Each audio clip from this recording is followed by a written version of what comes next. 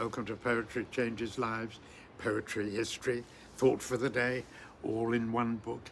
As usual, here's the book. It comes in a hardback cover as well. PoetryChangesLives.com is the website where you can read all about it, read some interesting facts about poetry and its wide variety, and also you can see how you can buy the book if you ever wish to. And of course you can get it from Amazon Direct as well, or from a bookshop for that matter. Today, in 1881, the novelist Mary Webb was born. Not a name that's so well known these days, but 100 years ago, wow, she was big. She was brought up in Shropshire, and her stories are kind of similar to Thomas Hardy, who of course is better known. His novels like The Mill on the Floss and Tess of the D'Urbervilles are still widely read today and made into TV series, that sort of thing.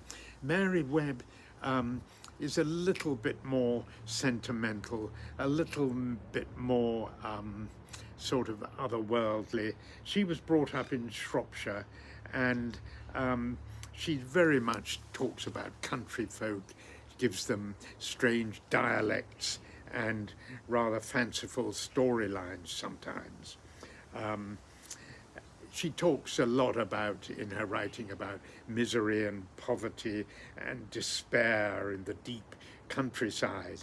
And some people loved it. Even the British Prime Minister Stanley Baldwin in the 1930s referenced her in one of his speeches, saying how wonderful she was. But not everyone was a fan. And in particular, Stella Gibbons, a very gifted writer and poet herself, wrote that wonderful parody, Cold Comfort Farm, which most people think these days is much better than the real thing. They prefer Cold Comfort Farm, the parody, to the actual work of Mary Webb. I think it's a great, great book, and well worth reading today, Cold Comfort Farm. It's just so funny. Stella Gibbons said about it, "The large, agonized faces in Mary Webb's books annoyed me so much. I didn't believe people were any more despairing in Herefordshire and Shropshire than they were in Camden Town in London." Well, I'm going to read today a poem by Mary Webb, because she wrote poems as well. This is a little bit sentimental as well, but it does produce some nice imagery, I think. It's called Treasures.